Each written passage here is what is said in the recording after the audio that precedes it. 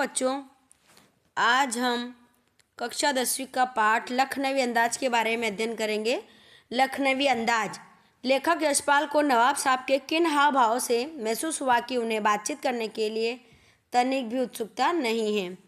उत्तर देखो, लेखक जैसे ही डिब्बे में पहुंचे तो उन्हें एक संदिग्ध भाव में देखा गया। देखो, यहाँ पर ये था कि लखनवी अंदाज में क्या होता है कि एक नवाब रहता है, वो बैठा रहता है, वो सोचता है कि मैं आराम से खीरे लेके खाऊंगा, लेकिन ऐसा नहीं होता है। वहाँ लेखक जा पहुँचते हैं और लेखक भी ये सोच के पहुँचते हैं कि मैं एकांत में कविता लिखूँगा। दोनों इसकी सोच अलग अलग होती हैं, लेकिन जैसे ही लेखक डिब्बे में जाते हैं तो नवाब साहब सोचते हैं कि क्यों ना मुझे, मतलब मैं तो एक नवाबी व्यक्ति हूँ और सेकंड क्लास के डब्बे में बैठा हूँ, तो क्यों ना इसका देखा जाए इनको, ये मेरी बाधा में, मतलब मैं आराम से ककड़ी खाता तो बाधा डाल रहा है कवि, है ना। अब उसको ऐसा महसूस हुआ कि वो बाधा डाल रहा है, तो वो क्या करता है, कुछ टेढ़ी निगाहों से देखता है, खीरों को अच्छे से धोता है, पोंछता है, उनको अच्छे पीस करता है उन पर, और फिर क्या करता है, सूंघ कर बाहर फेंक देता है। तो इस प्रकार का लखनवी अंदाज उसमें दिखाया गया है। प्रश्न देखो, लेखक यशपाल को नवाब साहब के किन किन हाव भाव से महसूस हुआ कि उन्हें बातचीत करने के लिए तनिक भी उत्सुक नहीं है। देखो, यहाँ पर लेखक जैसे ही डिब्बे में पहुंचे तो उन्हें एक संदिग्ध भाव से, मतलब उन्हें एकदम ऐसी भाव से देखा। लेखक को देखते उनकी आंखों में असुविधा और असंतोष का भाव दिखाई दिया। उनकी आंखों में, मतलब जो व्यक्ति बैठा था नवाब साहब, उनकी आंखों में ऐसा दिखा। उन्होंने लेखक के प्रति किसी भी प्रकार की उत्सुकता नहीं दिखाई। वे चुप बैठे और अपने खलल पड़ने के भाव को प्रकट करते रहे। इससे लेखक ने महसूस किया कि नवाब साहब उनसे बातचीत करने को तनिक भी उत्सुक नहीं है।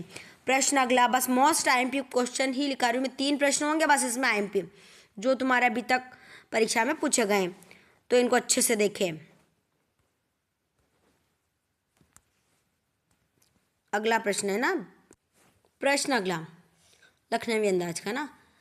नवाब साहब ने बहुत ही यत्न से खीरा काटा, नमक मिर्च बुरका, अंत सूंघ कर खिड़की के बाहर फेंक दिया।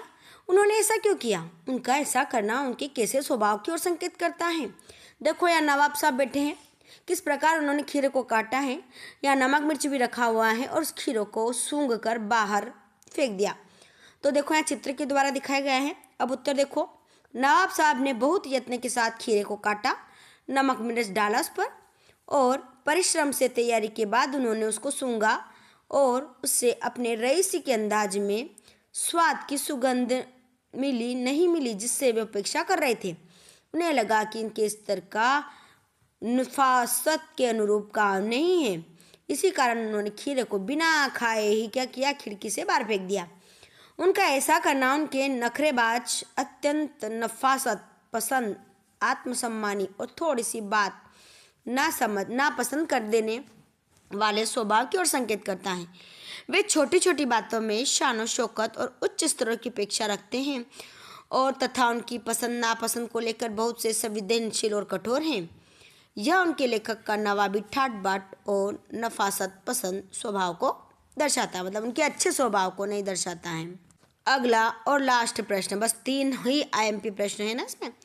आप इस निबंध को और क्या नाम देना चाहेंगे? देखो, अब इस लखनवी निबंध को आप किस नाम से दिया और क्या नाम देना चाहोगे?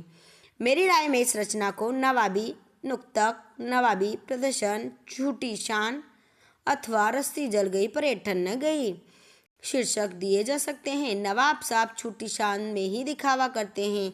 धन्यवाद। वीडियो को सभी लाइक करें, सब्सक्राइब करें, है ना, सब्सक्राइब करो, लाइक, हर वीडियो को लाइक करें।